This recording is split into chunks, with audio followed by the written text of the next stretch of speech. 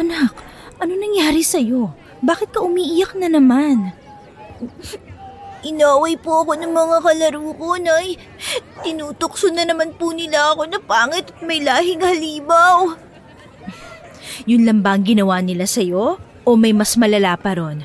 Halos tuwing nakikipaglaro ka sa kanila, inaaway ka ng mga batang yun ah. Pinagkakaisahan nga po nila ako, Nay.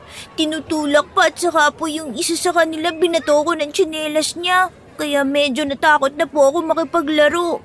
Mabuti na lang, Nay, hindi po ako natamaan kasi nakaiwas ako sa pagbato nila sa akin. Wala na talaga silang ginawa kung hindi ang pagtripan ka.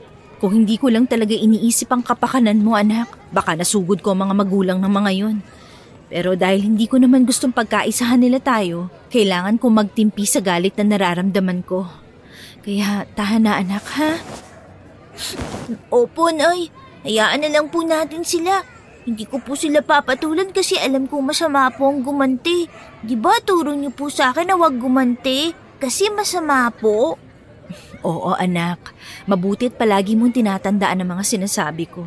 Sana pagsabihan din sila ng kanilang mga magulang para naman magtanda rin ng mga batang yun. Masama nga ang gumante, pero minsan kailangan ding gawin lalo na kung para sa kagustuhan mong ipagtanggol lang yung sarili, Akiro. Pero may pagganti na hindi naman masasaktan ng iba. Pipiliin mo lang ang dapat gawin. Naintindihan mo ba ako? Opo, Nay. Sa susunod po, susubukan ko ring ipagtanggol ang sarili ko. Pagsasabihan ko na lang sila. Tama yan. O siya, huwag na nating isipin ang tungkol pa doon. Huwag ka mag-alala, anak. Pangako, bibila na lang kita ng mga bagong laruan mo. Sigurado ako matutuwa ka dahil doon. Talaga po, Nay? Kahit ano pong gusto ko, bibilin po ninyo? Oo naman, kahit ano. May naisip ka na bang bibilhin mo? Sigurado ako marami-rami ang maililista mo bago tayo makapunta sa bayan. Oo naman po. Sabi mo yan, Nay, ha? Gusto ko rin po sanang bukod sa mga laruan, bilhan niyo rin po ako ng bagong mga pangkulay para po may gagamitin ako sa mga ginuguhit ko, Nay. O sige, anak. Kapag nakapunta tayo sa bayan, bibilhin natin ang lahat ng gusto mo. Lumapit ka nga rito, anak. Pupunasan ko rin yung mukha mo dahil naghahalo na ang luha at sipon mo. Nanay naman eh. Wala po kaya. Biro lang naman eh. Basta ang gusto ko lang maging masaya ka. Sana sundin mo na rin ang mga sinasabi ko sa'yo noon pa na huwag ka na makikipaglaro sa mga batang yun. Baka sa susunod awayin ka ulit nila at pagkaisahan. Baka mas malala pa sa nangyari sa'yo ngayon ang gagawin nila sa susunod. Hindi nakaimik ang bata sa sinabi ni Romina sa kanya. Napayakap lang siya ng mahigpit kay Romina, kaya niyakap din ng babae ang kanyang ina. Sinabi niya kung gaano niya kamahal ng bata. Nagpasalamat din siya dahil simula nang dumating sa buhay niya si Akiro, naging maalwan ang pasok ng pera sa kanila at higit sa lahat, sobrang saya ang naramdaman niya. Gaya nga ng ipinangako niya sa kanyang anak, nang magpunta sila sa bayan, binili niya ang lahat ng gusto ng bata. Nay, salamat po sa mga binili niyong laruan at mga pangkulay sa akin. Sobrang saya ko po ngayon. Yun lang naman ang gusto ko, anak. Ang maging masaya ka araw-araw dahil yun ang dapat. Alam mong ikinatutuwa ng puso ko kapag nakikita kitang nakangiti. Tandaan mo, handa akong gawin ang lahat para lang sumaya ka. Maprotektahan at mailayo kita sa mga taong gustong gumawa ng hindi maganda sa'yo. Ganon kita kamahal. Kahit pa na... Kahit na po ano, Nay. Wala, anak. Huwag mo nang isipin pa yon. Basta tandaan mo na handa akong isakripisyo ang lahat kahit pati ang sarili ko para lang mapangalagaan ka. Ikaw ang pinakamagandang nangyari sa buhay ko na kahit kailan hindi ko pinagsisihan. Opo, Nay. Salamat po ulit, ha. Mahal na mahal ko po kayo, Nay. Ako rin, anak. O sige na, maglaro ka na ron gamit ang mga bago mong laruan. Hindi na po muna, Nay. Mamaya na po ako maglalaro. Oh, bakit naman? Gusto ko po kasi kayong tulungang magluto. Ikaw talaga, oh. Sigurado ka ba dyan, ha? Opo, Nay. O sige, ikaw ang bahala, anak. Tara na, magluluto tayo ngayon ng paborito mong sinigang na baboy. Yay! sige po, Nay. Siguradong mapaparami na naman po ang kain ko dahil sa sarap ng lulutuin yung ulam. Mas mabuti nga yun para naman mabilis kang lumaki at hindi ka maging sakitin. Oo naman po. Kaya nga gusto ko laging kumain ng mga gulay na luto nyo eh. Hindi po ba sabi ninyo, mas magiging malusog po ako pag ganun? Tama ka, anak. Hindi rin kasi pwedeng karne at manok ang kinakain sa ulam araw-araw. Dapat may mga gulay rin. Opo, Nay! Patuloy lang ang mag-ina sa kanilang pag-uusap habang nagluluto ng kanilang uulamin. Hindi naman maiwasan ng babae na matuwa dahil sa mga naging kwento ng kanyang anak. Nang maluto na at maihain ang kanilang pagkain, nananghalian na silang dalawa. Nagpahinga lang din sila pagkatapos hanggang sa nakatulog ang bata. Kinahapunan, nang magising si Akiro, nagpaalam siya sa kanyang ina na maglalaro siya sa labas kasama ang ibang bata. Oh, hindi ka maglalaro sa labas ha? Alam kong aawayin ka na naman ng mga batang yon. Baka ano pa ang gawin nila sa'yo kaya dito ka na lang muna sa loob ng bahay. Hindi naman po ako magtatagal sa labas, Nay. Sige na po. Babalik din naman po ako kaagad. Tapos uuwi ka na namang umiiyak dahil inaway ka ulit nila. Hindi ka pa rin talaga nadadala sa mga pang-aaway na ginagawa nila sa'yo. Hindi na po mangyayari yun. Kapag po sisimulan nila akong awayin o tuksuhin, uuwi po ako agad. Kahit na, Akiro.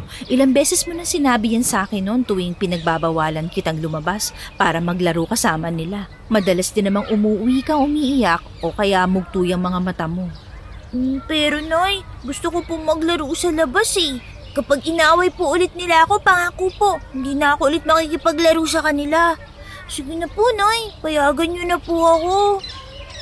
Naku, ikaw na bata talaga. Ang kulit mo. O sige na nga, pero hindi ka magtatagal sa labas ha. Babalik ka agad dito sa bahay. Ayoko ring umuwi ka rito nang umiiyak, Akiro. Nagkakaintindihan ba tayo ha? Opo, Nay! Yay! Lalabas na po ako. Sige anak, mag-iingat ka sa labas ha. Opo, Nay! Tiningnan lang ni Romina ang kanyang anak na kumakaway pa sa kanya habang palabas ng kanyang bahay.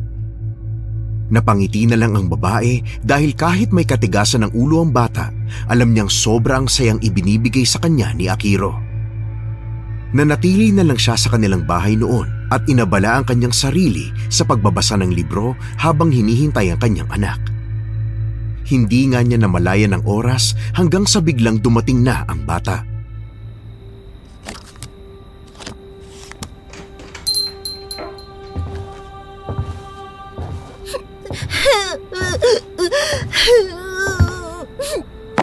Sinasabi ko na nga ba hindi nga talaga ako nagkamali na uuwi ka na naman dito sa bahay natin na umiiyak. Ayaw mo naman makinig sa akin kahit ilang beses na kitang pinagsabihan at pinagbawalan na makipaglaro sa mga batang yun. Gusto ko lang naman po makipaglaro sa kanila, Nay. Alam ko naman yun, pero sana nakinig ka na lang sa akin kanina. Kaya ayaw na kitang payagang makipaglaro sa labas dahil alam kong ganyan na naman na magiging sitwasyon mo kapag uuwi ka dito sa bahay. Ang tigas kasi ng ulo mong bata ka Hindi na po ako makikipaglaro sa kanila, Nay. Sige na, tahan na anak ko. Pasensya na at nabigla lang ako. Naiinis lang din kasi ako sa sarili ko dahil hindi man lang kita maipagtanggol sa mga batang yun. Alam mo namang ayoko makisali dahil hindi malabong magkagulo kapag pinairal ko lang ang galit na nararamdaman ko sa kanila dahil sa pang-aaway sa'yo. Ayos lang po, Nay. Alam ko naman po yun eh. Pero bakit po kaya madalas nila akong pagkaisahan? Parang ayaw po nila akong kalaro. Halika nga rito, lumapit ka nga sa akin. Walang masama sa kagustuhan mong magkaroon ng mga kaibigan. Pero may mga bagay na hindi rin natin kontrolado kagaya ng mga isipan ng mga batang yon. Bakit po ganun sila sa akin, Nay? Hindi ko naman po sila ginagawa ng masama. Hindi ko nga sila pinapatulan kapag tinutukso nila ako. Shh! Huwag mo nang isipin pa ang tungkol sa nangyari. Hindi ko lang po talaga maintindihan bakit sinabihan po nila akong demonyo, pangit. Anak daw po ako ng engkanto. Hindi ko naman sila inaway dahil doon. Pero nalulungkot po ako sa tuwing sinasabi nila yun. Namamangha ako sa pasensya at pagtitimpi mo para sa kanila, anak. Pero sana maisip mo rin na hindi natin pwedeng ipilit sa iba na magustuhan nila tayo at piliing maging kaibigan nila. Minsan kung ayaw sa'yo ng isa o maraming tao, mas mabuti na lang din na matuto tayong ayawan at hayaan din sila. Sige po, Nay. Kung ayaw po nila sa akin, ayoko na rin po sa kanila. O siya, ang mabuti pa. Kunin mo na lang doon ang mga pangkulay mo at papel. Gumuhit ka na lang para naman mas maging magaling ka pa sa pagguhit. Sa bagay na yun mo na lang muna ituon ng pansin mo. Sige po, Nay. Kukunin ko na po. Sige, at panonoorin kita habang nagdo-drawing. Sige po. Tingnan niyo po, yung ibang dinrawing ko. Maganda po ba?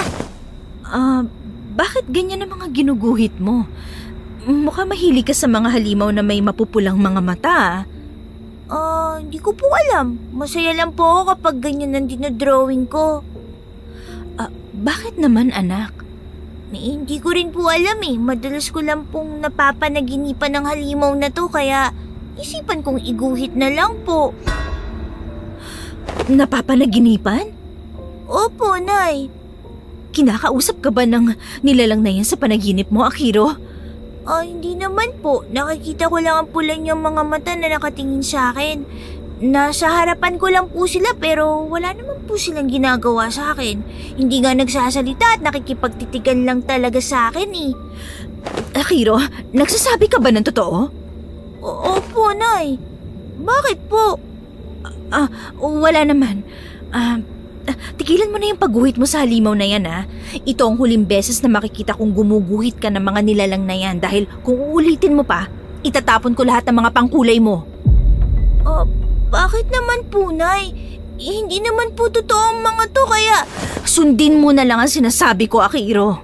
Hindi maganda sa isang batang tulad mo na ganyan ang mga ginuguhit. Isa pa, kalimutan mo na ang napapanaginipan mo dahil ayoko makakaapekto pa yun sa'yo. Naintindihan mo ba ako, ha? Sige po, Nay. Hindi na po ako magdodrawing ng mga ganito. Mabuti pa nga, anak. Ibang bagay na lang ang iguhit mo at huwag ang mga halimaw na yan, ha? Opo. Sige na. Akin na muna ang mga papel na to para hindi mo na makita ang mga nakaguhit dito.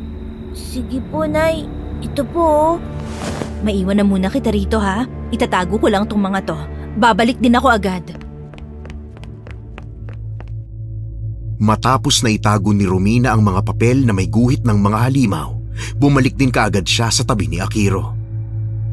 Nang naroroon na siya, pinagmasdan lang niya ang bata. Nababahala siya dahil sa mga sinabi ng bata, pero ipinasawalang bahala na lang muna niya. Napapangiti na lang si Romina sa tuwing napapanguso si Akiro na noon ay seryoso sa kanyang pagguhit. Ilang sandali pa, nagulat na lang si Romina nang magtanong sa kanya ang bata. Nay, bakit po ba ganito ang itsura ko? Kakaiba po ang itsura ko sa iba kong mga kalaro eh. Mahaba po ang buhok at kulay puti pa. Kaya po madalas din akong tinutokso ng demonyo o engkanto at saka sa kulay asul ko ring mata eh. Hindi naman po ganito ang itsura nyo. Kanina po ba ako nagmana? Huwag mo nang isipin ang bagay na yun, anak. Kung naiiba ka man sa mga batang nakakalaro mo, yun ay dahil espesyal ka.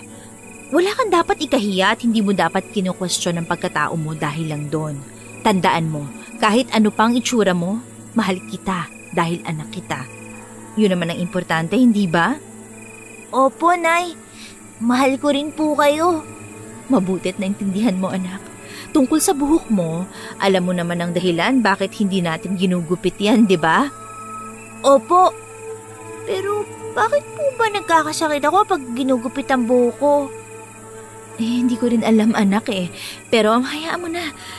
Ang pogi mo nga tingnan dahil sa buhok mo eh. Nani, talaga palagi na lang akong binubola. Hindi kaya. Totoo naman ang sinasabi ko ah. Kasi po nanay kita eh. Nay? Bakit? May problema ka ba, anak? May sasabihin sana ako sa inyo, kaya lang baka magalit po kayo sa akin. Ano naman ang sasabihin mo? Hindi ako magagalit sa'yo, anak. Tungkol po dun sa drawing na halimaw. Ang totoo po niyan, Hindi ko lang po napanaginipan yun, Nay.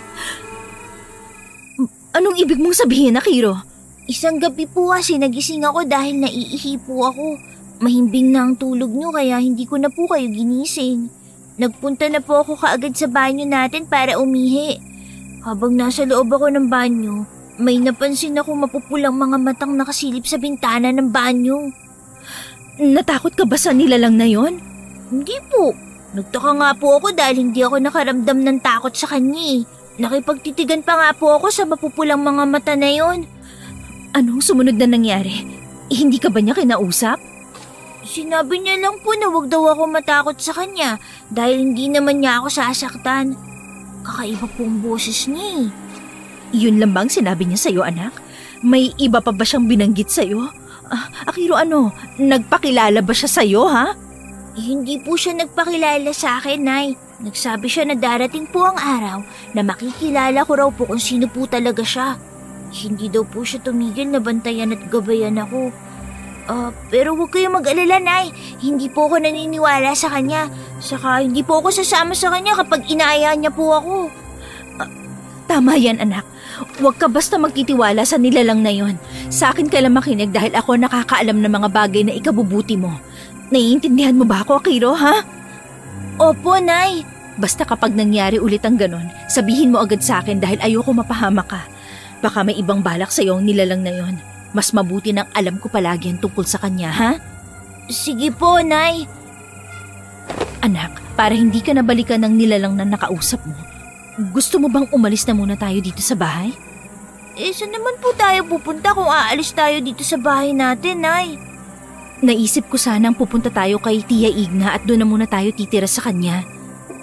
Hindi na po ba tayo babalik dito sa bahay natin, Nay? Babalik naman tayo dito kapag nasiguro ko na ring ligtas ka sa nilalang na yon, lalo na at may masama akong kutob sa kanya. Ayos lang ba yun sa'yo, ha?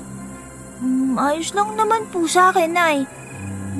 Kailan po ba tayo aalis? Hayaan mo, sasabihin ko agad sa'yo kapag napag-isipan ko kung kailan tayo pupunta kina Tia Igna. Sige po, Nay. Basta sa ngayon, huwag ka muna makikipaglaro sa mga bata sa labas. Huwag ka na maglilihim sa akin lalo na kung tungkol sa nilalang na yon. Naintindihan mo ba ako, Akiro? Opo, Nay. Hindi nawala ang pangamba ni Romina na baka bumalik ang nilalang na tinutukoy ni Akiro. Natatakot din ang babae na baka dumating ang araw na magugulat na lang din siya na may gagawin itong masama sa kanyang anak. Isang dapit hapon, nagulat si Romina na sumugod sa bahay nila ang lola ng isa sa mga kalaro ni Akiro. Sobrang galit ang nasabing matanda kaya hinarap siya ni Romina. Sinabihan niya rin ang anak na wag nang lumabas ng bahay. Ano ginagawa niyo sa apo ko? Sigurado akong kayo ang may pakana kung bakit nagkakasakit siya ngayon. Hoy babae, alam kong kinukulam mo ang apo ko dahil gusto mong gantihan dahil inaway niya ang anak mo. Magdahan-dahan po kayo sa pagbibintang niyo, Lola Imang. Hindi po totoo na mangkukulam kami ng anak ko. Wala kaming kinalaman kung bakit nagkakasakit ang apo niyo. Hindi ako naniniwala sa'yo. Ilabas mo ang anak mo na isang halimaw! Huwag niyong tatawaging halimaw ang anak ko. Hindi siya ganon. Hindi? Kaya pala naiiba siya sa lahat. Malay ba naming may lahi pala talaga siyang engkanto o mas malala pa ay aswang? Sumusobra na po kayo sa anak ko. Hindi lang ang apo mo ang masama, pati pala kayo kahit na matanda na kayo. Umalis kayo rito sa lugar na to. Mga salot kayo lalo na yung anak mo. Mangkukulab! Mga kapitbahay! Bago pa man nila gawa ng masama ang mga anak ninyo, paalisin na natin ang mag-inang yan dito! Oo nga! Umalis na kayo! Tama yan! Mga salot sila! Tama! Layas! Alis na kayo! Malis na kayo rito! Hindi kami tulad ng iniisip nyo. Pakiusap, huwag nyo kami idamay sa bagay na yon. Wala talaga kaming kinalaman sa pagkakasakit ng apo nyo, Lola Imang. Hindi ako maniniwala sa isang tulad mo. Ang anak mo lang ang nakaaway ng apo ko. Kaya kayo lang ang naisip kong may motibo para bigyan ng sakit ang apo ko. Sige, aalis kami rito. Nakikiusap ako. Huwag nyo lang kaming sasaktan lalo na ang anak ko. Nay, ano po ba nangyayari? Bakit ang dami pong tao? Pumasok ka sa bahay, anak. Doon ka lang sa loob at huwag ka na munang lumabas, ha? Pero, Nay... Tingnan niyo ang batang yan! Sino ba naman ang hindi mag-iisip na may lahing engkanto o aswang dahil yan sa itsura niya? Oo nga! Ito naman itsura niya, no? Yan! Nakakatakot! Aswang yan! Sigurado ako! Sigurado rin ako! Dapat Aswang patayin sila! yan! Engkanto! Sige na anak, pakiusap pumasok ka na ulit sa bahay. Sige po, Nay. Umalis na kayo dito! Perwisyo lang kayo dito! Salot! Baka mamaya lalo kaming malasin! Oo, aalis kami ng anak ko. Hindi ko rin naman gustong itira dito ang aking anak at baka makuha pa niya ang masasamang ugali niyo. Pero gabi na, kaya ipagpapabukas na lang namin ang pag-alis. Ano? Bukas pa?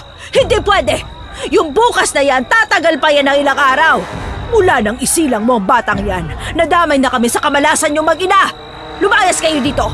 Unti-unting nawawala ang kabuhayan namin. Ang mga alaga naming hayop nagkakasakit lang.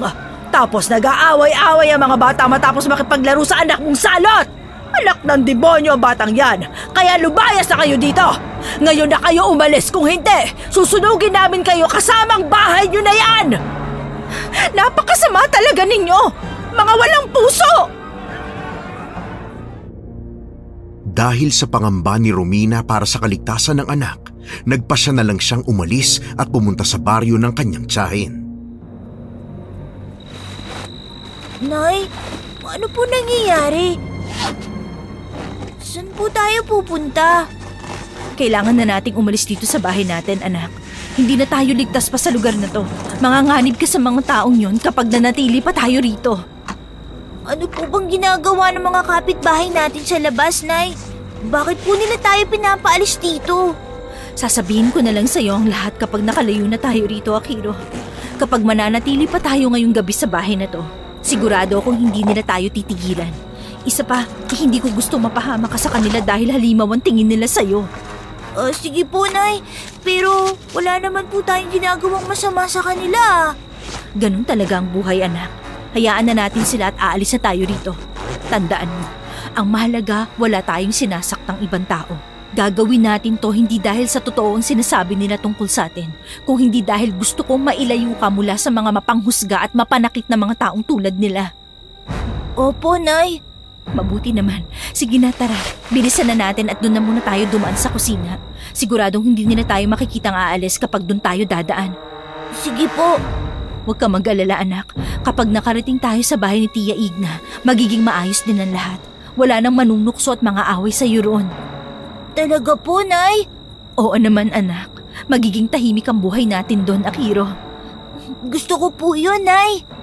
Sige, anak.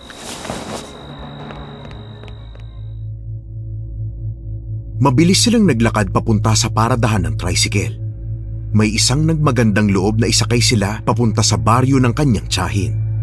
Dahil malapit sa gubat ang bahay ng kanyang Tia Igna, hindi na sila inihatid ng driver dahil hindi na rin kaya ng tricycle na pasukin ang lugar, kaya kinailangang maglakad ng mag-ina. Anak, pagod ka na ba? Hindi naman po, Nay. Kaya ko pa naman pong maglakad. O sige, basta sabihin mo lang sa akin kapag nakaramdam ka na ng pagod, ha? Magpapahinga tayo kahit saglit lang bago ulit tayo magpatuloy sa paglalakad. Huwag na po, Nay. Gabi na po eh. Saka inaantok na po ako. Bilisan na lang po natin para makarating po tayo agad. Natatakot din po ako dito eh. Ang ingay po ng mga kuliglig. O siya, ikaw ang bahala. Hayaan mo, kapag nakarating tayo sa bahay ni Tia Igna, magpapahinga ka na rin doon. Sige po, Nay. Bakit po kasi maraming tao sa labas ng bahay natin kanina? Tapos pinalayas pa nila tayo. Talagang gusto nila tayong itaboy, anak. Masasakit ang mga sinabi nila. Pero hayaan na lang natin. Mas mabuti na umiwas na lang tayo sa kanila kaysa masaktan tayo. Dahil po siguro yun sa itsura ko. Sama po talaga nila, Nay. Sumusobra na po talaga sila. Wala naman po tayong ginagawang masama sa kanila. Hindi ko rin po inaaway ang mga kalaro ko. Ako nga palagi nilang pinagkakaisahan eh. Ganun talaga, anak. Hindi lahat ng tao marunong umunawa. Huwag mo na lang isipin pa ang tungkol doon. Simula ngayon, kapag nasa bahay na tayo ni Tia, wala nang mananakit at manunukso sa'yo. Opo, Nay. Nay, pasensya na po ah. Dahil po sa akin kaya nangyayari ito sa atin. Ikaw talaga, Akiro. Huwag kang mag-isip ng ganun, anak, dahil wala kang kasalanan. Sadyang hindi lang natin mapipilit ang mga tao na gustuhin tayo. Mas mabuti na nga rin nangyari to dahil nalaman natin na ganun pala ang tingin nila sa atin. Oo nga po, Nay. Salamat po dahil palagi niyo akong pinagtatanggol sa mga tao. Natural lang naman yon dahil anak kita. Hindi ako papayag na saktan ka ng iba dahil hindi nga kita sinasaktan eh. Nay, ayos na po ba kayo? Kanina pa kasi kayo lingon eh. Saka tingin po kayo ng tingin sa paligid. Bakit po? Wala anak. Basta maglakad ka lang. Para po kasi kayong kinakabahan. May problema po ba, Nay? Wala naman anak. Sinisiguro ko lang na walang nakasunod sa atin. Baka magulat na lang tayo na may sumusunod sa atin na hindi natin kakilala at mapahamak tayo. Ganun po pala. Mukha naman po walang nakasunod eh. Huwag na po kayong mag-alala. Oo naman anak. Huwag mo akong alalahanin. Magpatuloy lang tayo sa paglalakad para makarating na tayo sa bahay ni Tia. Sige po, Nay. Teka, ano po kaya ang ingay na yun, Nay? Narinig niyo po? Parang dun sa unahan natin galing. Oo nga eh. Pumunta ka sa likuran ko at ako nang bahalang humarap sa kung anumang may gawa ng mga kaluskos na yan. Sige po, Nay. Baka mabangis na hayop. Medyo masukal lang madadaanan natin sa bahaging to eh. Kaya kailangan nating magdoble ingat, anak. Manatili ka lang sa likuran ko ha. Huwag kang aalis o lalayo sa akin kahit anong mangyari. Opo, Nay. Huwag mong isipin ang bagay na yun, Akiro. Walang mangyayaring masama sa atin dito. Kung mabangis na hayop lang ang makakasalubong natin, maitataboy ko pa kung sakali. Napatigil din sila sa paglalakad at nagmatsyag sa paligid. Inihanda ni Romina ang kanyang sarili. Mahigpit din siyang napahawak sa kamay ng anak na nasa likuran niya. Sakto namang nakaapak siya ng malaking sanga ng punong kahoy, kaya hindi na rin siya nagdalawang isip na kunin yon para gawing armas sakaling may sumugod sa kanila ni Akiro. Dahil tanging buwan lang ang nagsisilbing liwanag nila sa paligid, hindi kaagad nakita ni Romina ang mga nilalang na nasa bandang unahan nila. Maya-maya ay nakakita si Romina ng mapupulang mata na nagkukubli mula sa dilim at nakumpirma niyang aswang ang mga ito nang marinig ang malalakas na pag-angil.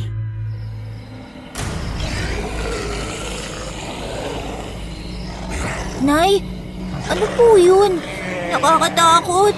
Huwag kang matakot sa mga aswang na yan, Akiro. Kasama mo naman ako kaya wala kang dapat na ipag-alala. Hindi kita hahayaang mapahamak sa mga nilalang na yan.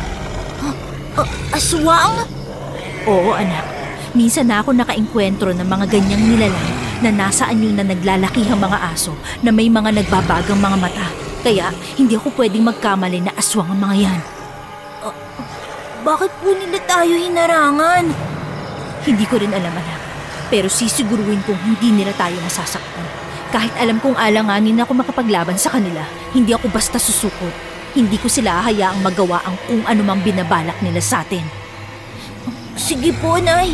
Lakasan mo lang ang loob mo, Akiro. Makakaalis tayo sa sitwasyong ito at makakarating tayo ng ligtas sa bahay ni Tia Edna. Opo, Nay. Anak, maraming salamat. Nagsimula naman ang mga aswang na atakihin sina Romina at Akiro. Pero bago pa man tuluyang makalapit ang mga ito sa mag-ina, laking gulat nila nang may isang aswang ang tumambad sa kanilang lahat. Kakaiba ang nilalang na yun kumpara sa mga aswang na nandoon. Mayroon siyang mahabang buhok na kulay puti, maitim ang kanyang balat at balahibo. Nagbabaga rin ang mapupulang mga mata nito. Napalunok ng kanyang laway si Romina nang mapatingin sa kanya ang nasabing aswang. Alam ng babae na base sa anyo nito, isang gabunan ang nilalang. Nabahala rin siya dahil may hinala siya kung sino ang aswang na yon. Inakala niyang susugurin sila ng gabunan na yon kasama ang iba pang mga aswang na nandoon. Pero nagkamali siya.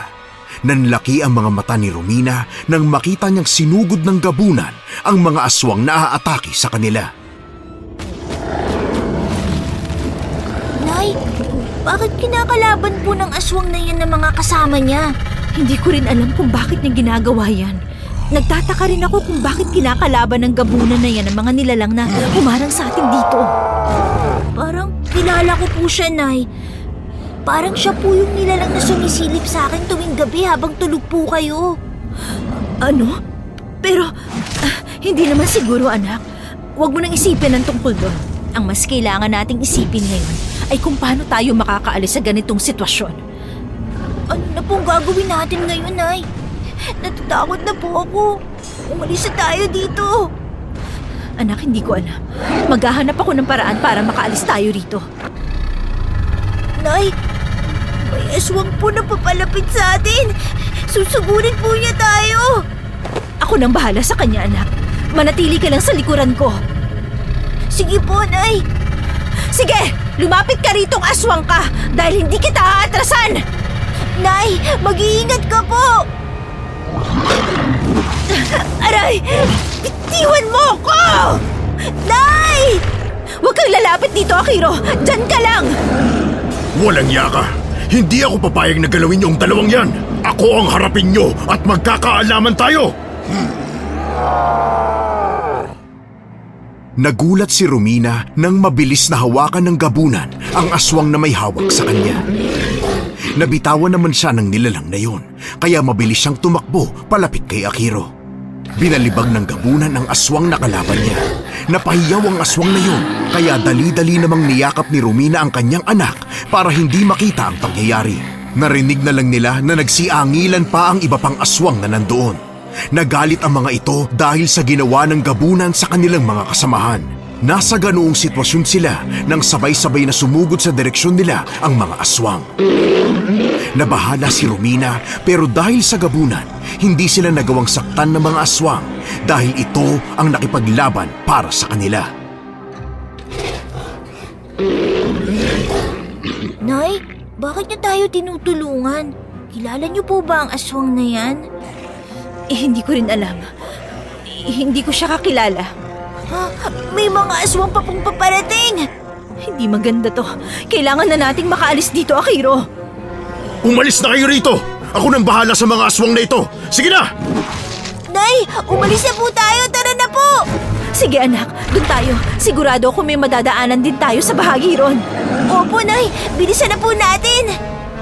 Humanda kayong lahat! Papatayin ko kayo!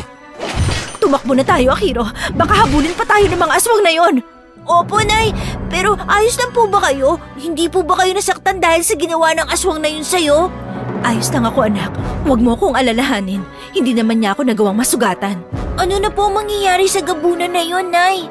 Hindi ko alam, anak. Pwede siyang mamatay ron o kaya maubos niya mga aswang na kalaban niya.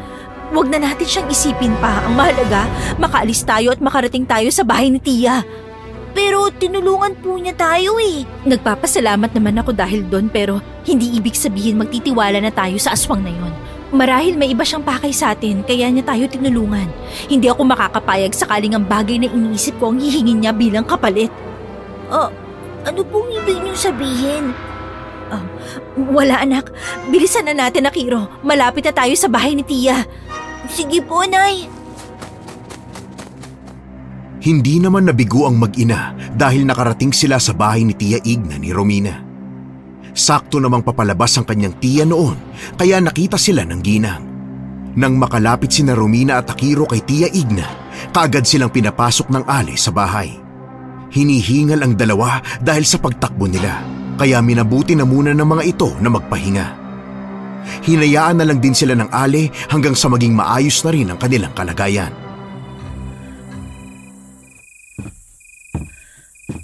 Romina, ano ba nangyayari sa'yo? Gabi na. Bakit pa kayo nagpunta rito?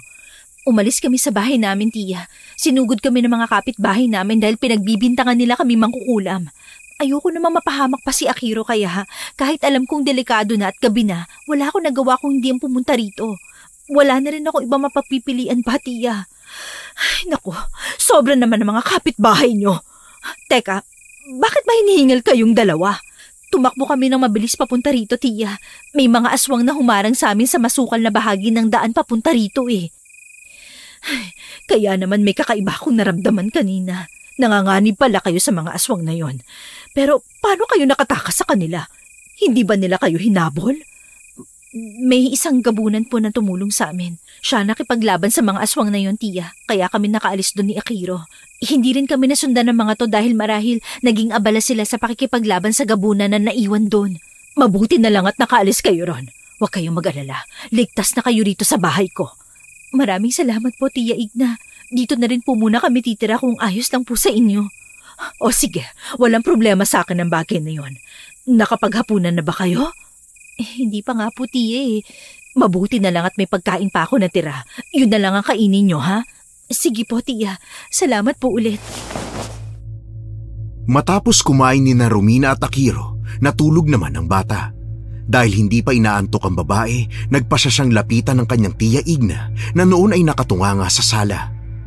Nababahala si Romina para sa kaligtasan ng kanyang anak, kaya gusto niyang humingi ng tulong sa kanyang Tiya Igna na isang albularya para magawa niyang maprotektahan si Akiro. O Romina, gising ka pa pala. May kailangan ka ba? Ang totoo niyan, Tiya. Gusto ko sanang humingi ng tulong sa inyo. Anong tulong ba ang ibig mong sabihin, Romina? Gusto ko maprotektahan ang anak ko laban sa aswang, Tiya. Naikwento niya sa akin na may nilalang na nakikipag-usap sa kanya kaya hindi ako pwedeng magkamali sa iniisip ko kung sino yun. Alam naman po ninyo tungkol kay Akiro kaya dapat na po ako matutong lumaban para sa anak ko. O sige, tutulungan kita. Habang tumatagal, mas lumiliit na ang mundo niyo ng anak mo, Romina. Lalo na at nakakasalamuhan na ninyo ang... Tiya, alam ko po yan.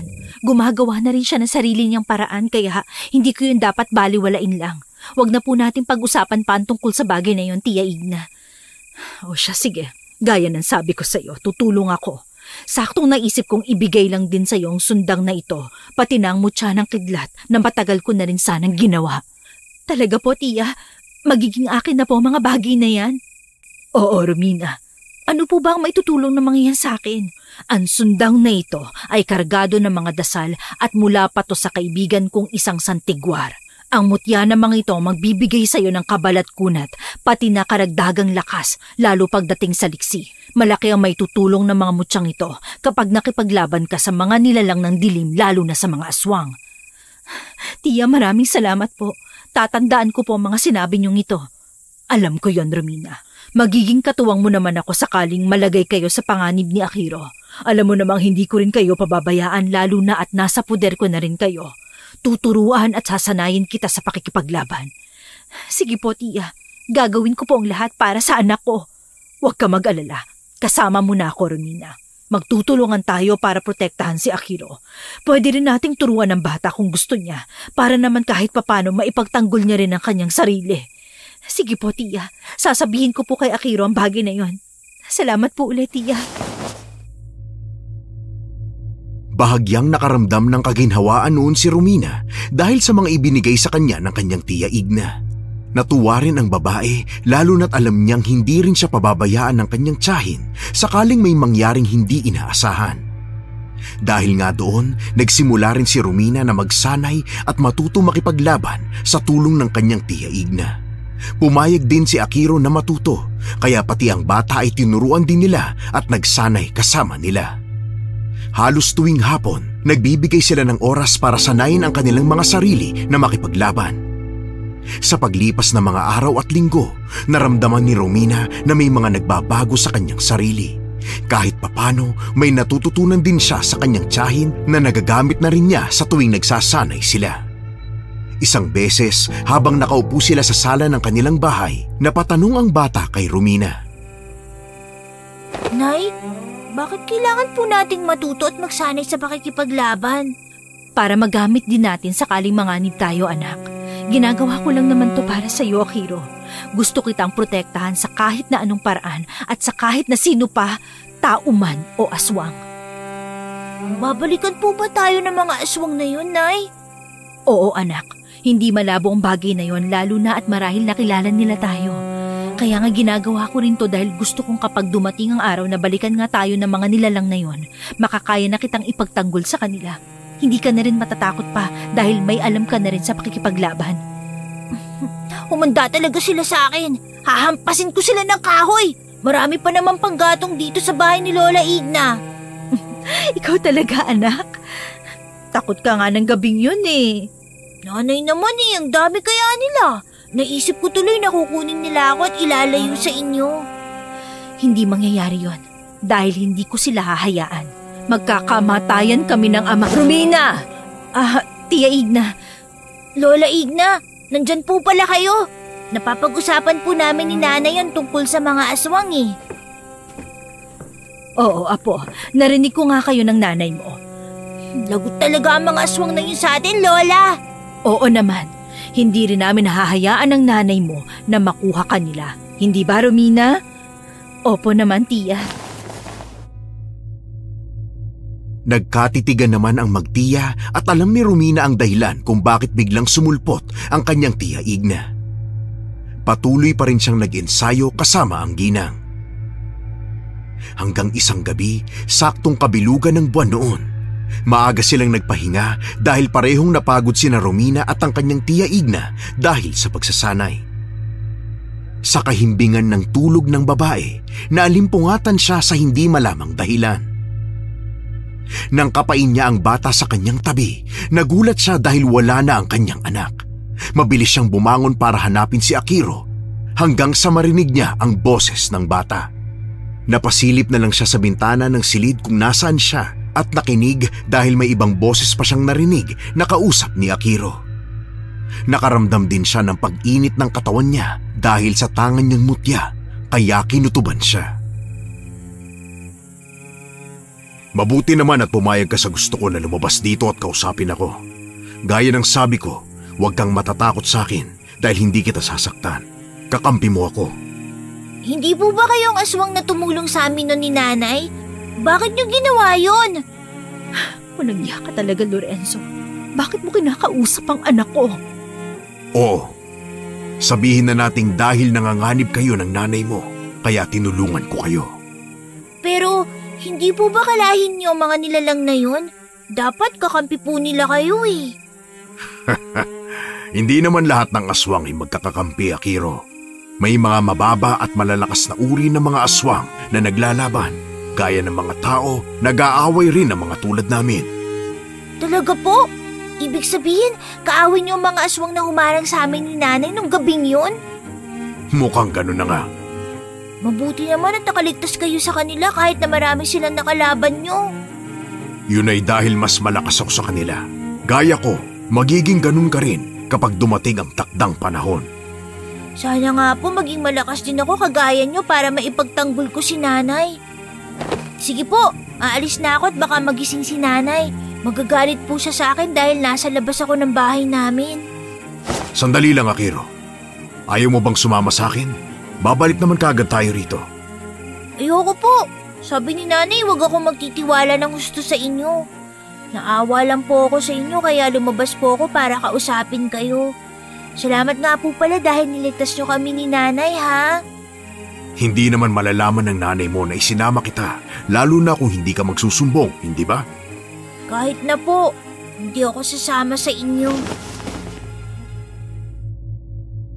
Napakuyom naman ng kanyang palad si Romina dahil sa mga narinig niyang usapan ni na Akiro at ng gabunan. Mas nagiinit ang pakiramdam ng babae dahil sa galit. Kaya kinuha niya ang sundang ibinigay ng kanyang tiya at patakbong lumabas ng kanilang bahay. Alam niyang hindi sasama ang anak niya sa aswang na yon, pero naisip niyang hindi siya dapat makampante dahil baka tangayin nito si Akiro. Napailing na lang din siya dahil naisip niyang sana pagkarinig niya palang ng boses ng aswang ay lumabas na siya. Pero dahil gusto rin niyang malaman ang sasabihin ng nilalang, mas pinili niyang makinig na lang muna. Nang makalabas nga siya ng bahay niya, dumiretso siya sa kinaroroonan ng bata at naabutan nga niya itong may kinakawayan, dahilan para kilabutan siya. Nasa ganoong sitwasyon sila nang may aswang na biglang sumugod sa bata. Napasigaw si Romina pero nagulat siya dahil nakaiwas ang kanyang anak sa nilalang na yon.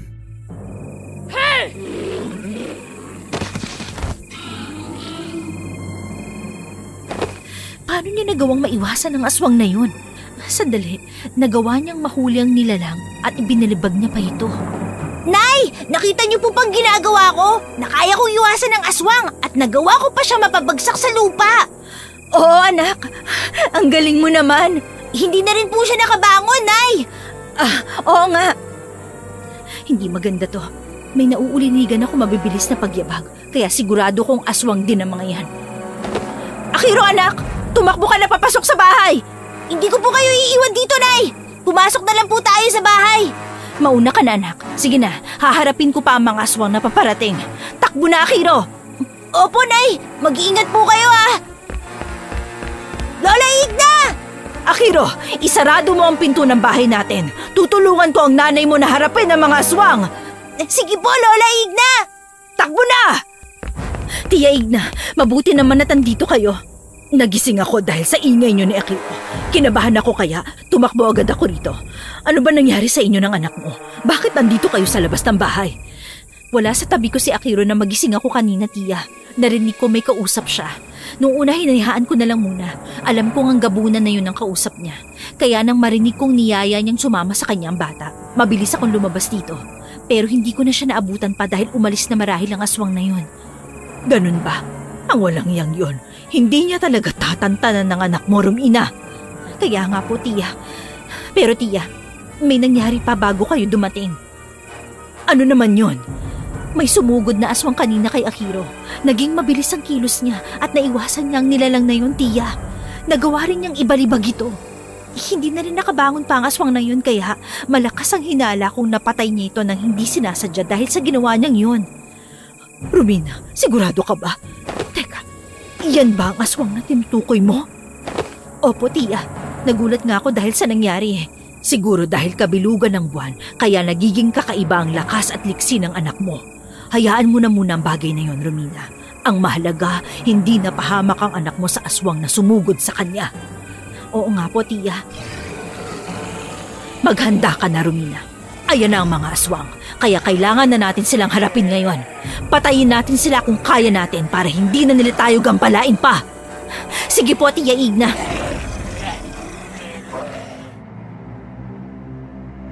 Naging alerto na nga noon ang magtiya at ilang sandali pa ang nakalipas, nagsilabasan na nga ang mga aswang na nasa paligid nila. Pinalibutan ng mga ito ang dalawa, kaya mahigpit namang napahawak sa sundang niya si Romina at ganun din si Tia Igna sa hawak nitong itak. Nagulat pa sila dahil hindi nila inaasahan ang dami ng bilang ng mga ito. Napamura na lang ang magtiya nang sabay-sabay silang sugurin ng mga nilalang. Dahil alam nilang may laban sila sa mga ito, hindi sila nagdalawang isip na makipagsabayan sa mga pag-atake sa kanila ng mga aswang. Tia, kauri po ng mga aswang na tong humarang sa amin ng gabing papunta kami rito sa bahay niyo. Sigurado ka ba, Romina? Opo, Tia. Kung ganun, pagkakataon na nating bumawi sa ginawa nila sa inyo ng gabing yon. Sige po, Tia. Umanda kayo. Hindi kayo magtatagumpay sa kung anong binabalak nyo. Dadaan muna kayo sa mga bangkay namin bago nyo makuha ang bata. Malakas ang kutob kong siyang dahilan kung bakit kayo naririto. Kung inaakala nyo hindi ko kaya makipaglaban sa inyo, pues, nagkakamali kayo. Tapusin na natin sila, Romina. Simula ngayon, dapat masanay ka ng pumatay ng mga aswang para maprotektahan mo ang anak mo. Hindi habang buhay, magiging duwag ka lang. Tandaan mo, halang ang kaluluwa ng mga yan. Kaya hindi rin sila dapat binubuhay pa. Opo, Tia Igna. Magiging matapang po ako para kay Akiro. Tama yan, Romina. Sige na, lalabanan natin ang mga aswang na to hanggang sa magawa natin silang mapabagsak at maubos. Sige po, Tia.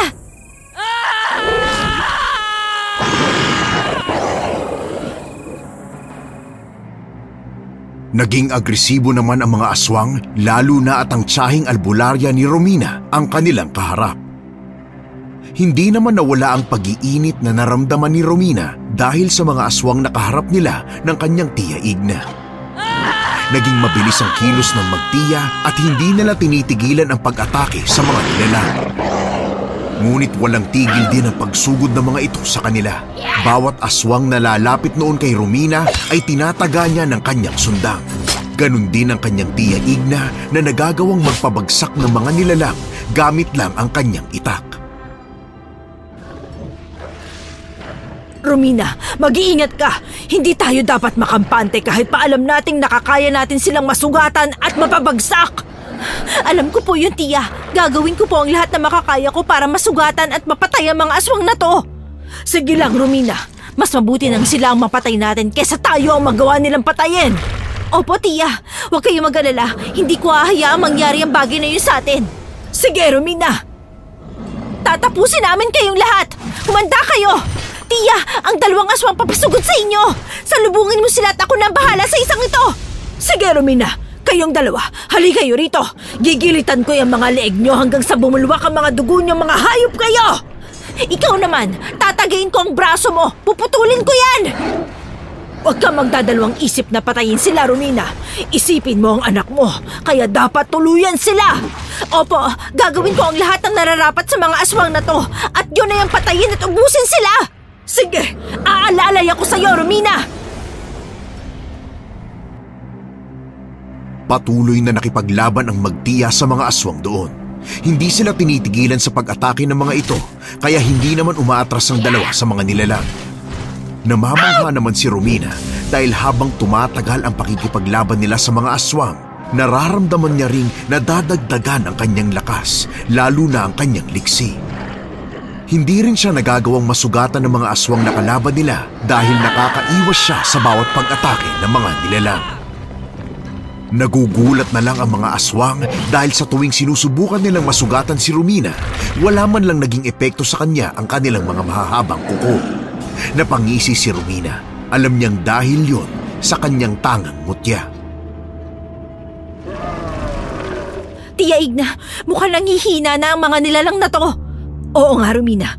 Pansin ko rin yun sa kanila. Marahil dahil halos lahat sa kanila ay may mga sugat na sa iba't ibang bahagi ng katawan.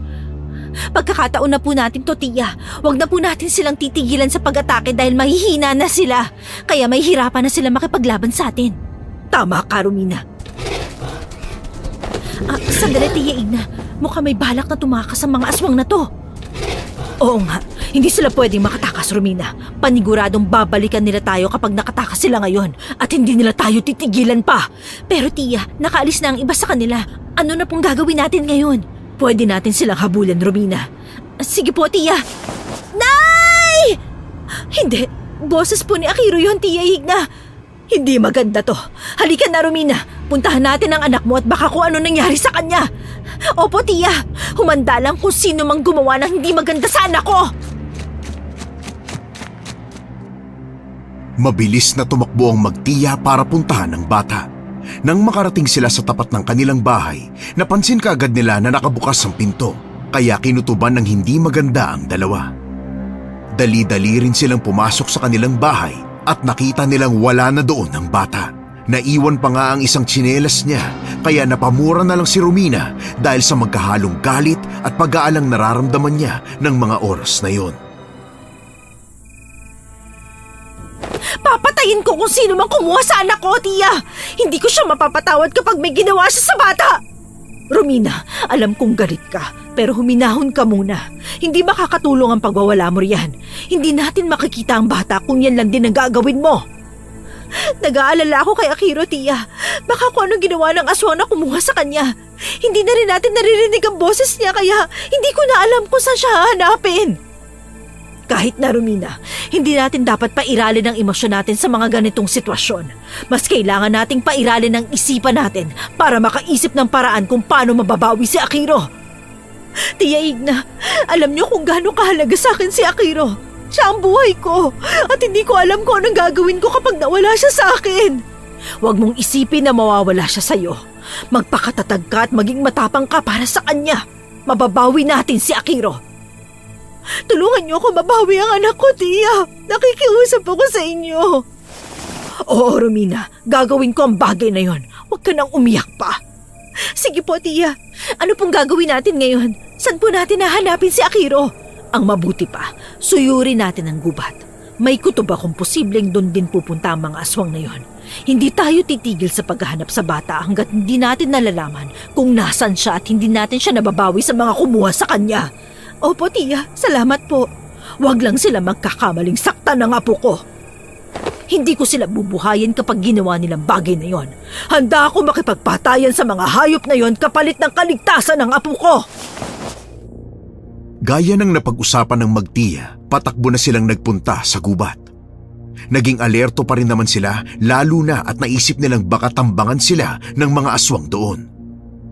Nang nakarating nga sila doon, nabuhayan naman ng loob si Romina nang marinig niya ang sigaw ng kanyang anak. Alam niyang hindi lang kalayuan ang pinagmumulan ng sigaw na yon, kaya hindi na sila nagdalawang isip na puntahan at sundan ito.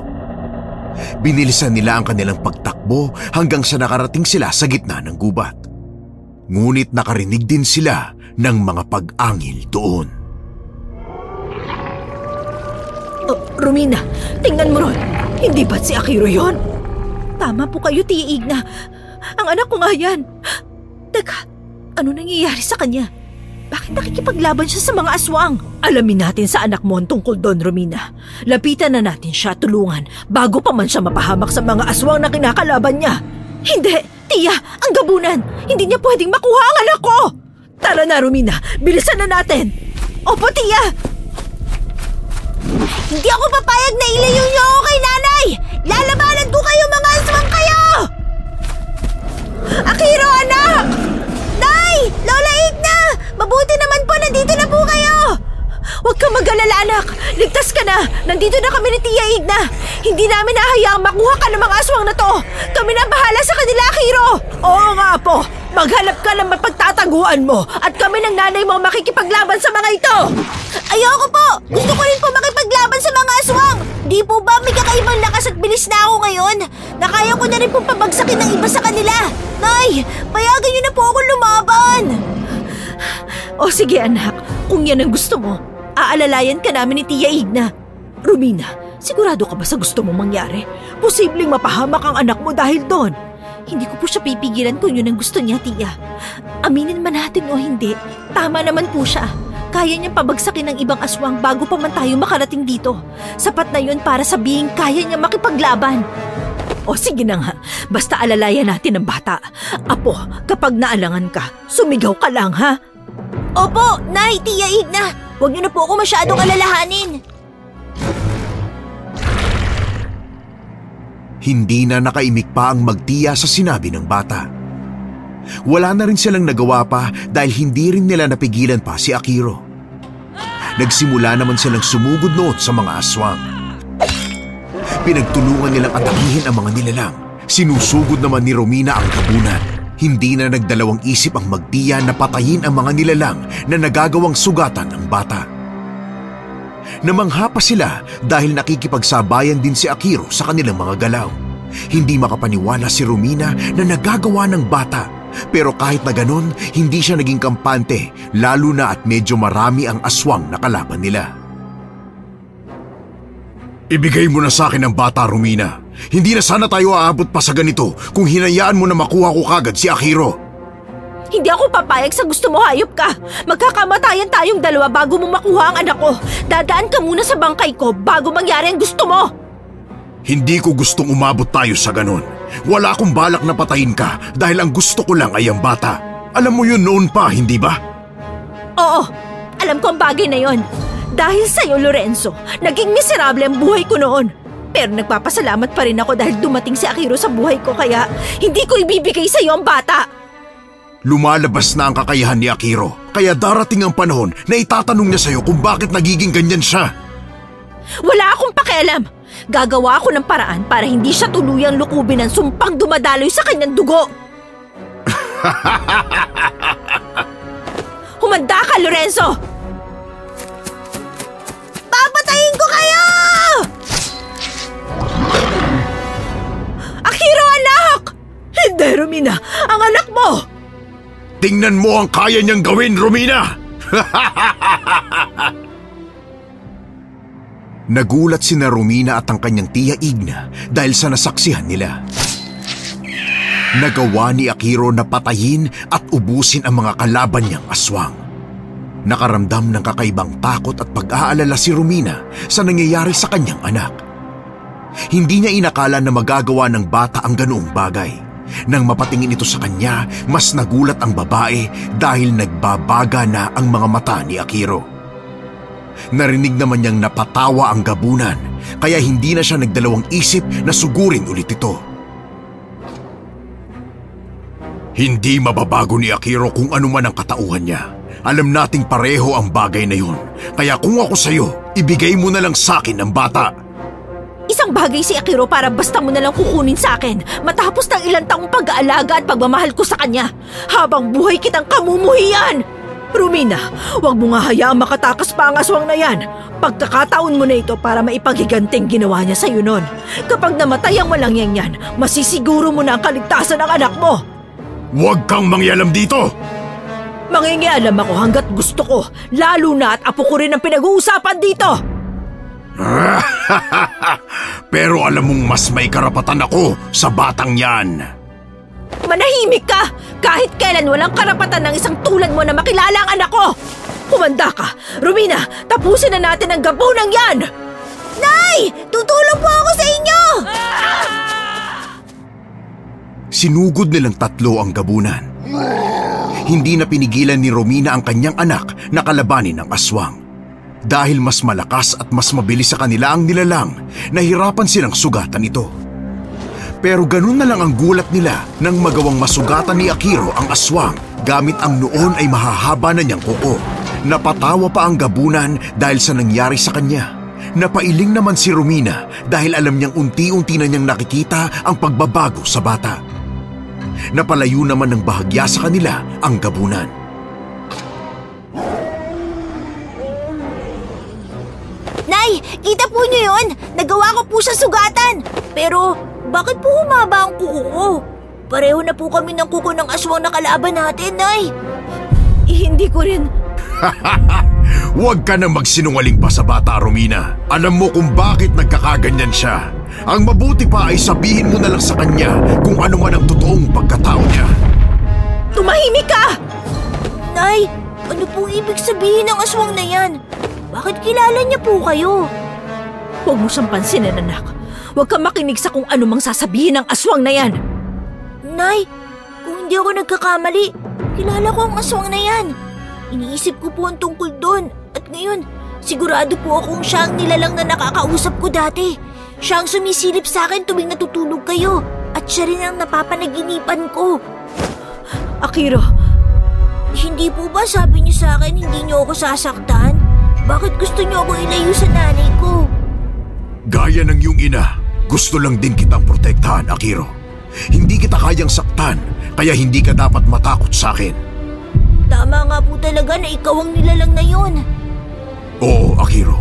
Simulat sa pool, ako nga ang aswang na yon. Kaya pala pamilyar ang boses niyo sa akin na marinig ko to nung gabing niligtas niyo kami ni nanay sa mga aswang. Pero, bakit po niyo ginawa yun? binabalaan kita, Lorenzo. Hindi ako natatakot sa banta mo, Romina.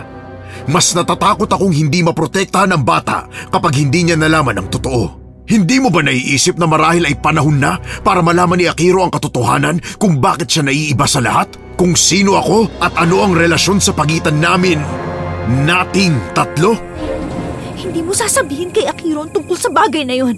Papatayin kita, Lorenzo, kapag ginawa mo yun. Tahimik ng buhay ng bata, lalo nang hindi ka pumasok sa eksena. Tama na, Lorenzo!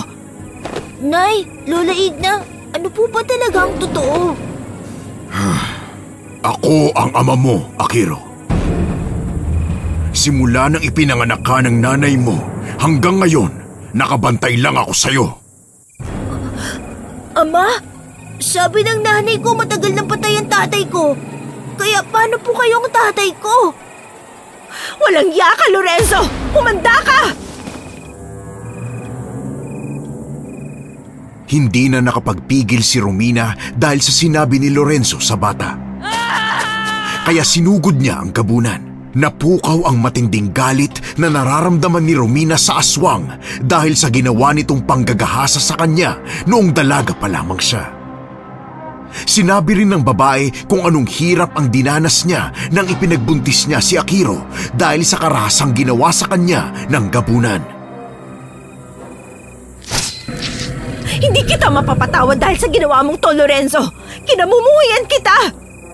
Huwag mong idamay ang karapatan ng bata na malaman na ako ang ama niya. Ang ama niyang gumahasa sa ina niya? Matagal na panahong nilihim ko ang tungkol sa bagay na yon. Pero Ngayong alam na rin naman ang anak ko tungkol doon. Wala na akong dapat na itago at ikatakot pa. Ang bata lang ang gusto kong makuha, Romina. Alam kong kapag nasa poder ko siya, mas mapoprotektahan ko siya. Sa ano, Lorenzo? Akong gagawa ng bagay na yun dahil kailangan ko siyang protektahan sa tulad mo. Kung hindi ako nagkakamali sa hinala ko, mga kasamahan mo rin ng mga aswang na humarang sa amin ng gabing yon at magiging mga sumugod sa amin kanina at ang nakalaban namin dito. Sinadya mo ang lahat ng to, Lorenzo. Oo, tama ka, Romina. Ginawa ko lang yun dahil gusto kong mapalapit sa bata. Pwes, mali ka ng iniisip mo. Tatapusin na kita. Romina, tutulungan na kita. Apo, huwag ka nang sumali pa. Kami na ang haharap sa gabunang ito. Hindi na nakaimik pa noon ang bata. Patuloy na nakikipaglaban si Romina sa gabunan na noon ay umiiwas lang sa kanya. Hindi siya inaatake nito kaya mas nakakaramdam ng galit si Romina. Napatingin pa ang babae sa kanyang anak na nanunood lang habang naglalaban sila ng aswang. Napansin naman niya ang kanyang tiyahin na papalapit na sa kanya. Nang tuluyang nakalapit sa kanila ang ginang, dalawa na silang nakipaglaban sa aswang. Kaya pala madalas na nakakaramdam ako ng kakaiba tuwing gabi. Minamatyagan mo pala ang bahay namin at ang bata. Malaki ang pagkukulang at kasalanan ko sa kanya. Kaya kahit sa ganoong pamamaraan ay mabantayan ko naman siya. Hindi kanya kailangan. Kaya kong gabayan at bantayan si Akiro kahit hindi ka pa niya makikilala. Pero dahil sa ginawa mo ngayon, alam kong iisipin niyang ipinagkait ko sa kanya ang katotohanan. Hindi mo nga ba ginawa yun, Romina? Kahit alam mong kakaiba ang bata, hindi lang sa itsura niya, kundi pati sa kanyang kakayahan, pilit mo pa rin binaliwala ang katotohanang isa rin siyang kalahating gabunan. Wala akong pakialam kung ano pa man siya. Alam ko hindi mo nagawang pasukin si Akiro sa bahay namin dahil protektado ang loob niyon mula sa purong mga aswang, kaya humanap ka ng ibang paraan. Hindi apektado si Akiro doon dahil gaya ng sabi mo, kalahati lang ang pagiging gabunan niya. Alam kong lumabas ang bata bago mo siya nakuha, Lorenzo! Oo, tama ka sa iniisip mo, Aling Igna. Pero wala akong ibang balak sa bata kundi ang mailayo siya sa kapahamakan. Hindi niyo man maintindihan ang dahilan ko kung bakit kailangan ko yung gawin, pero iniisip ko lang din ang kaligtasan niya mula sa ibang aswang na gustong kumuha sa kanya. Kumuha? Anong ibig mo sabihin? May ibang lahi ng aswang pa ang gustong kumuha sa anak natin, Romina. Mga nilalang nakalaban ng angkan namin. Anong uri ng aswang ang tinutukoy mo, Lorenzo? Natigil silang tatlo sa kanilang paglalaban. Magsasalita na sana si Lorenzo tungkol sa aswang na tinutukoy niya. Pero ganoon na lang ang gulat nila nang biglang yumanig ang lupa. Napamura na lang ang gabunan dahil doon. Nangamba naman si Romina at ang kanyang tiya dahil sa naging reaksyon ng gabunan, lalo na at kinutuban silang may hindi magandang mangyayari. Ano nangyayari? Bakit bigla na lang yumanig ang lupa? Hindi maganda ito, Romina. Kung hindi ako nagkakamali, dahil yan sa barasawan, marahil ay paparating na ang mga amalanhig na pinamumunuan ng aswang na yon. Barasawan? Oo, Romina. Sila ang mga nilalang na nakatira sa ilalim ng lupa. Kinakain nila ang ibang aswang at iniaalay sa kanilang kinikilalang Panginoon. Ganun po ba, tiya? Ngayon ko lang nalaman ang tungkol sa mga nilalang na yan ah. Marahil dahil hindi sa lahat ng oras ay nakakaengkwentro sila ng mga tao. Ano binabalak nilang gawin? Anong kailangan nila at bakit sila susugod dito? Lorenzo, may alam ka ba sa bagay na yon? Gaya ng sabi ko, kalaban sila ng angkan namin dahil pinatay namin noon ang kanilang pinakamatandang pinuno. Bukod sa akin, alam ko kung sino pa ang punteriya nila dito. Sino? Ang anak natin, Romina. Nalaman ng mga aswang na yon na may anak ako, kaya nila binabalak na kunin ng bata para ialay sa kanilang Panginoon. Dahil may dugong gabunan si Akiro, mas magiging malakas sila kapag siya ang ginawa nilang alay. Ito na nga bang sinasabi ko? Madadamay ang bata kahit ano pang paglalayo ang gawin natin sa kanila ng ama niya, Romina. Humanda ka sa akin, Lorenzo, kapag may nangyaring masama sa anak ko! Hindi ko hahayaan yun, Romina. Kaya nga binabantayan ko rin siya dahil ayaw kong makuha at mapahamak siya sa kamay ng mga aswang, lalo na ng pinuno nilang barasawan. Sabihin mo nga sa akin, anong itsura ng barasawan? Para naman kapag nakita ko ang nilalang na yon, hindi ako magdadalawang isip na puntirihin ang hayop na yon. Makikilala mo kaagad siya dahil naiiba ang kanyang anyo kumpara sa kanyang nasasakupan. Kulay putik ang kanyang balat at nagbabaga ang kulay dilaw niyang mga mata. Mabilis siyang gumapang, kaya kailangang mag-ingat sa kanya. Kahinaan nila ang tubig dahil nahahanay sila sa lahi ng amalanhig na siya ring nasasakupan nito. O sige, mabuti na at alam ko kung anong anyo niya. Hindi na ako mahihirapan pa sakaling nandito na ang aswang na yon. Nay! Kaagad na napalingon ang tatlo sa direksyon ng bata dahil sa pagsigaw niya. Nanlaki ang mga mata ni Romina nang makita niyang may mga aswang na papalapit sa kanilang kinaroroonan. Hindi na nawala ang pag-iinit ng buong katawan ni Romina dahil sa nangyayari sa kanila. Nangamba pa sila dahil alam nilang amalanhig ang mga yon. Napakuyom ng kanyang palad si Romina at mahigpit na napahawak sa kanyang sundang. Mabilis siyang tumakbo para salubungin ang bata hanggang sa nakalapit sila sa kanya. Nay! Ang dami po ng mga aswang na yon! Kaya nga anak, huwag kang mag-alala dahil hindi ka namin pababayaan. Akiro, anak, huwag kang matatakot. Sige po. Bilisan na natin at hinahabol nila tayo. Romina, magtago lang kayo ng anak natin kapag nakarating kayo sa ilog. Ako nang bahalang makipaglaban sa mga aswang na yon. Tutulungan kita makipaglaban sa kanila, Lorenzo. Poprotektahan ko rin ang apo ko. Sige, Aling Igna. Kayo po ang bahala. Malapit na tayo sa ilog. Romina, mauna na kayo ron. Maghanap kayo na mapagtataguan. Siguruhin yung medyo malapit kayo sa bahaging may tubig para kapag atakihin kayo ng mga aswang, pwede nyo silang hilahin at lunurin. Kami na ang bahalang humarap sa mga aswang. Hindi ko hahayaang magtagumpay ang barasawan na yon sa pakay niya kay Akiro. Aling Igna, puntiryahin niyo ang ulo nila. Baliin o kaya putulin ninyo para hindi na sila mabuhay pa. Sige, Lorenzo. Sa ngayon, magtulungan na lang tayo. Huwag nating pairalin ang galit sa pagitan natin dahil mas mahalaga ang kaligtasan ng bata. Opo, Tia Igna. Mas mabuti pa nga. Sige na, Romina. Tumuloy na kayo ron sa ilog. Tumangon na lang si Romina at kaagad na hinila ang bata patungo sa ilog. Naiwan naman ang kanyang Tia Igna kasama si Lorenzo para harapin ang mga amalanhig na noon ay malapit na lang din sa kanila. Naghanap naman ng mapagtataguan nila ang mag-ina at nagtago na sila roon. Tanaw pa rin sa pwesto nila ang dalawang kasamahan at ang mga aswang na naglalaban. Namamangha naman si Romina dahil sa nakikita niyang pamamaraan ng gabunan sa pakikipaglaban. Bawat amalanhig na lumalapit dito ay walang pagdadalawang isip nitong binabalian at pinuputulan ng ulo gamit ang kanyang mga kamay at mahahabang kuko.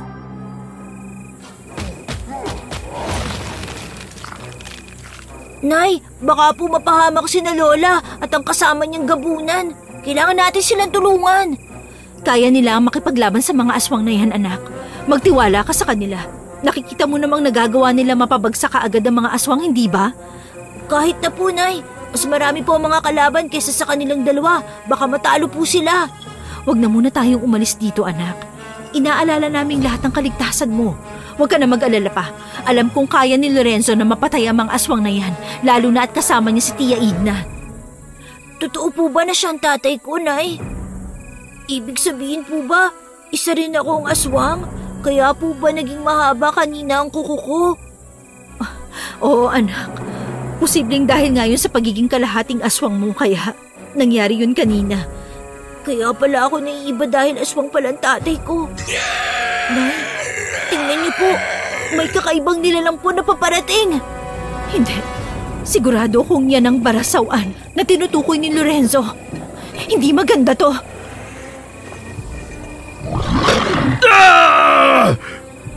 Nay, mukhang nanganganib na si Lola at ang tatay ko. Nagawa po siyang sugatan ng barasawan. Kailangan po natin silang tulungan doon. Akiro! Teka, anak! Hindi maganda to! Nagulat si Romina dahil sa ginawa ni Akiro.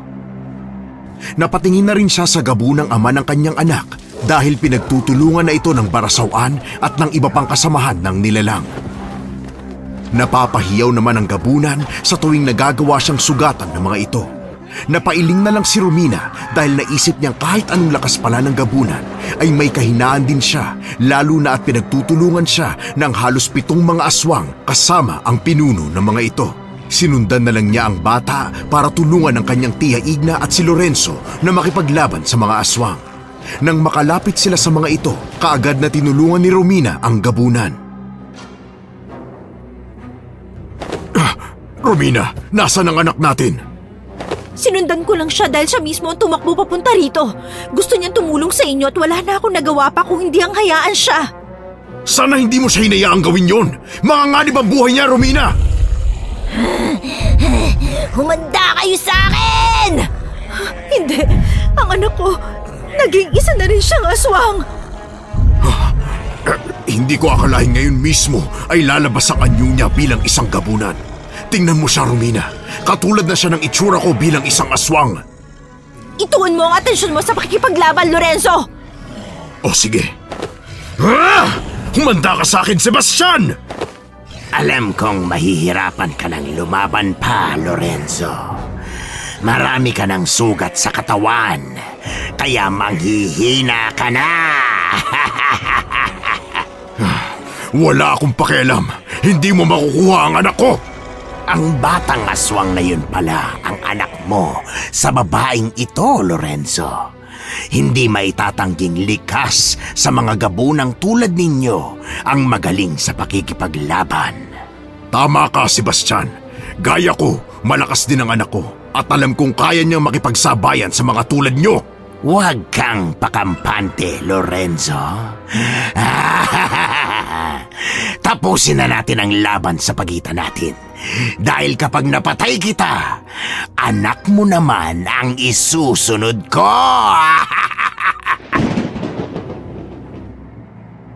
Hindi na nagdalawang isip sina Romina at Lorenzo na salubungin ang pinunong barasawan. Nagtulungan ng dalawa sa pakikipaglaban sa mga alagad nito, lalo na sa nilalang. Ilang sandali pa, napatay na nila ang ibang mga kasamahan nito, kaya ang barasawan na lang ang natitirang kalaban nila. Dahil maraming sugat na ang gabunan, medyo nanghihina na rin siya. Ngunit nilakasan ni Romina ang kanyang loob, lalo na nang makitang nakikipaglaban din ang anak niya kasama ang kanyang tiya Igna. Napahawak pa siya sa kanyang mutya at humingi ng gabay at tulong rito. Pinakiramdaman niya ang kanyang sarili at naramdaman niya ang kakaibang enerhiyang dumaloy sa katawan niya mula sa mutyang tangan niya. Hindi ka magtatagumpay sa binabalak mo, Sebastian. Papatayin kita bago pa man mangyari ang bagay na yun. O sige, patunayan mong sarili mo sa akin, Lorenzo. Hindi lang siya handa makipagpatayan para sa bata. Maging ako, handa akong ipagtanggol at protektahan ang anak ko laban sa isang aswang na tulad mo. O sige, kung yan ang gusto ninyo, tatapusin ko kayong pareho para masolo ko ang bata. Uunahin na kita, Lorenzo. Humanda ka! Aray ko, hayop ka, Sebastian. Malakas ang loob mo dahil alam mong marami na ang sugat ko. Mabuti nga at nagawa kang sugatan ng mga alagad ko. Madali na sa akin ang matalo ka. Hindi! Bitiwan mo si Lorenzo! Walang hiya ka! Huwag ka munang mangialam dito. Maghintay ka na patayin din kita. Sisipain kitang babae ka dahil ito ang nababagay sa'yo. Aray! Hayop ka, Sebastian! Tatapusin na kita. Dudukutin ko ang puso mo at lalantakan ko hanggang sa maubos kong kainin ito.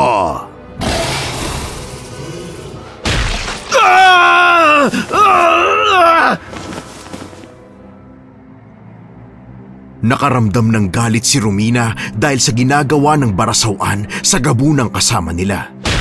Napapasigaw na lang noon si Lorenzo dahil bumabaon sa dibdib niya ang mahahabang kuko ng barasawan. Sinusubukan pang makapiglas ng gabunan pero nahihirapan na rin siya dahil sinasakal din siya ng kanyang kalaban. Susubukan sanang tumayo noon ni Romina para tulungan si Lorenzo. Pero bago pa man siya makatayo, nagulat na lang sila nang sumugod si Akiro sa barasawan. Maging ang kanyang tiya Igna ay lumapit din sa kanila. Noon lang napansin ni Romina na wala nang natitira sa mga alagad ng pinunong barasawan, kaya bahagya siyang natuwa. Dali-dali siyang tumayo para sugurin at tulungan sina Akiro at ang kanyang tiya Igna na sugurin ang kanilang kalaban. Dahil dito, nabitawan ng nilalang ang gabunan. Kaya hinayaan na lang nila ito lalo na at nanghihina na rin si Lorenzo.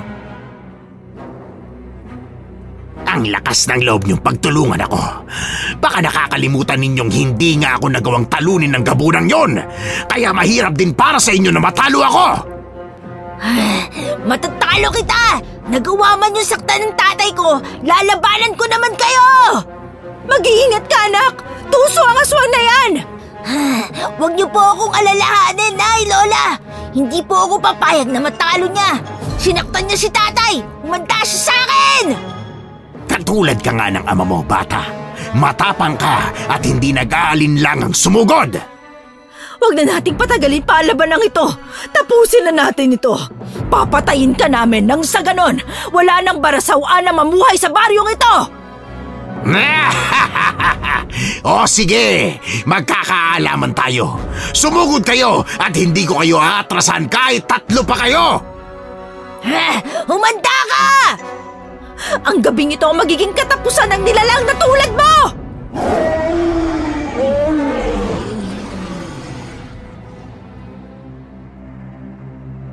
Sabay silang 3 na sumugod sa barasawan. Nagagawa naman silang iwasan ng nilalang dahil mabilis din ang mga kilos nito.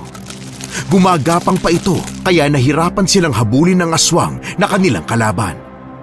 Pero hindi sumuko ang 3 at hindi nila tinigilan ang barasawan hanggang sa nagawa nga ni Romina na matagaan ng kanyang sundang ang nilalang.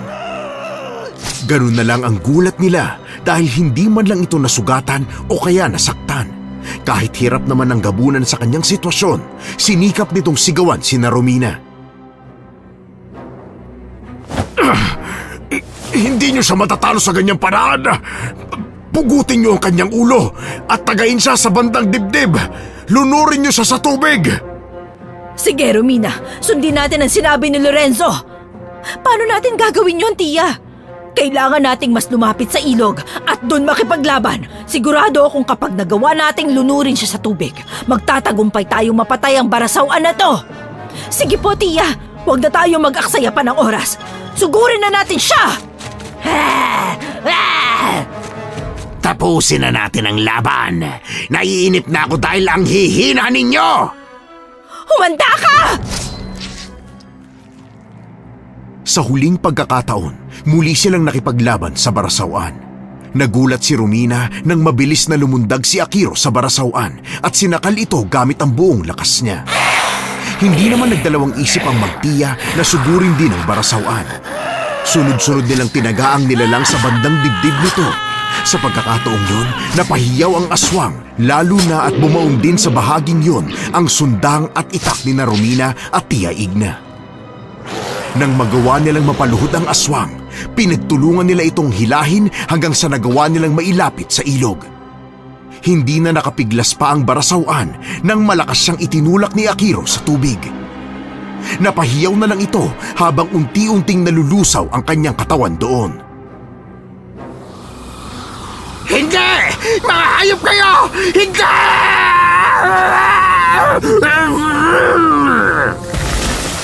Mawawala na ang tulad niyong halangang kaluluwa rito sa mundo namin. Yan ang napabagay sa tulad mo! Nay! Nangihina po ako! Akiro! Romina! Ang anak mo! Bumalik na sa pagiging tao ang bata, Romina! Sigurado ako nanghihina ng gusto ang apo ko! Anak! Halika rito sa akin! Bubuhatin kita! Tiya, balikan natin si Lorenzo. Wala na rin naman ang barasawan. Tapos na ang laban. O sige, Romina. Napuruhan siya, kaya baka hindi na niya kayanin. Tara na po. Nandun po siya, tiya. Sige, susunod ako sa likuran mo. Nay, wala na po ba ang mga aswang? Wala na, anak. Nagawa na natin silang patayin, lalo na ang kanilang pinuno. Mabuti naman po. Hindi na manganganib ang buhay mo, anak. Wala nang aswang na susubok na kunin ka sa akin. Apo, ang galing mo makipaglaban. Sigurado ako natutuwa ang ama mo dahil sa nasaksihan niyang kakayahan mo bilang isang gabunan. Paano na po ngayon ang tatay ko, Nay? Hindi ko rin alam, Akiro. Ang mabuti pa, kausapin natin siya. Nalulungkot ako at baka hindi na niya kayanin pang mabuhay dahil nga maraming naging sugat ang katawan niya at napuruhan siya ng barasawan. Nang makarating silang tatlo sa kinaroroonan ng gabunan, nakita nila itong nakahantusay sa lupa. Naghihingalo ang nilalang dahil may malalim na sugat din pala ito sa bandang tagiliran hanggang sa kanyang tiyan. Lumapit naman si Akiro sa kanyang ama at niyakap siya ng bata.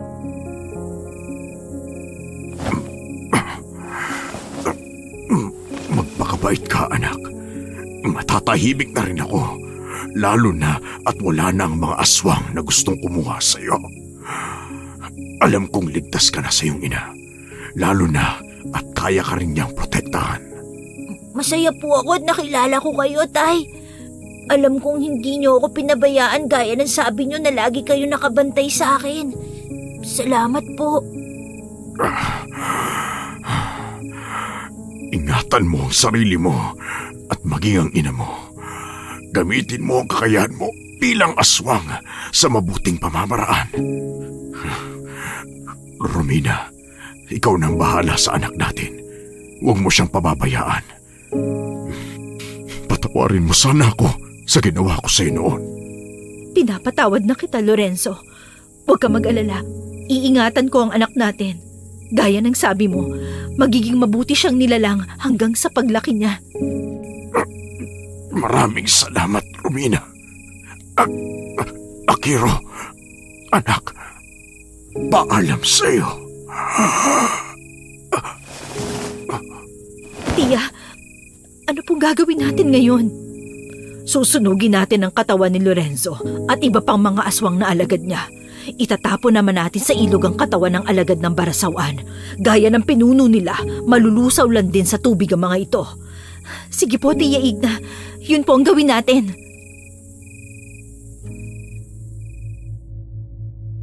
Sinimulan na nilang gawin ang kanilang plano. Isa-isa nilang itinapon ang katawan ng mga amalanhig sa ilog. Nang matapos yun, ay tinipon din nila ang katawan ng ibang mga aswang na nakalaban ni Akihiro na mula sa lahi ng gabunan. At sinunog ang mga ito gamit ang apoy na nagawa nila mula sa mga kiniskis na mga batong buhay na pinaliyab sa mga tuyong dahon. Sinunog din nila ang katawan ni Lorenzo at kumuha ng abo nito ang albularya. Nang maging maayos na ang lahat, nagpasya na rin silang lisanin ang lugar. Tia, ano pong gagawin ko kay Akiro? Alam kong kahit anong oras pwede siyang umatake ng buhay na hayop o tao dahil nabuhay ng lalo ang pagiging aswang niya sa labanan. May iiwasan po ba natin yun? Huwag ka mag-alala. May ibibigay ako sa bata na makakatulong para makontrol niya ang kanyang sarili. Romina, tulungan mo rin ang anak mo na kontrolin ang pagiging aswang niya. Alam kong sa tulong natin at kung pipiliin niyang mamuhay ng matiwasay, magagawa niya ang bagay na yon. Maniwala ka sa akin. Kailangan lang ni Akiro ang tamang paggabay. Mabuting bata ang apo ko at mabuti ang puso niya.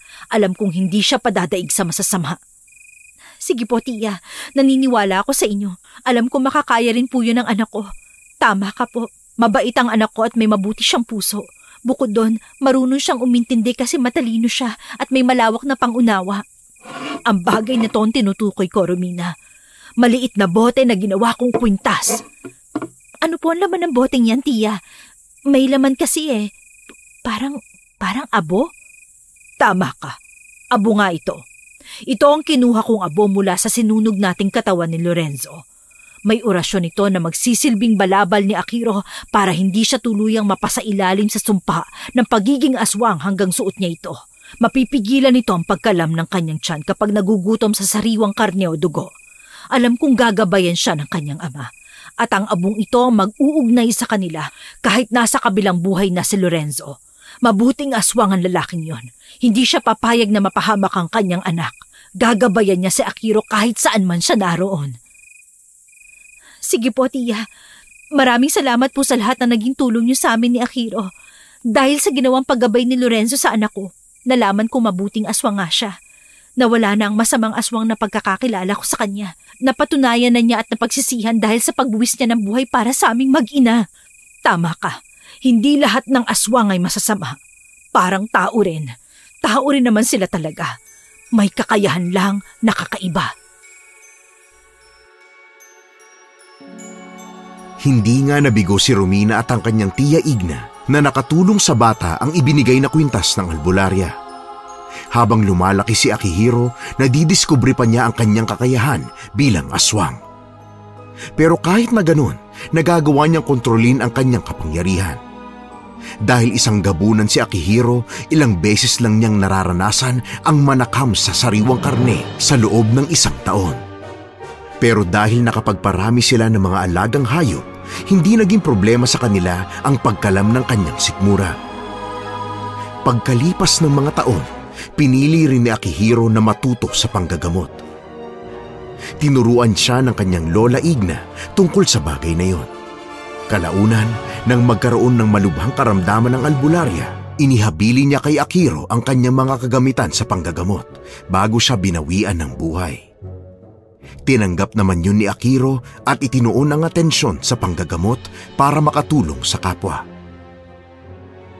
Hindi na rin tumutol pa si Romina sa landas na pinili ng kanyang anak. Tahimik silang namuhay sa liblib na baryo.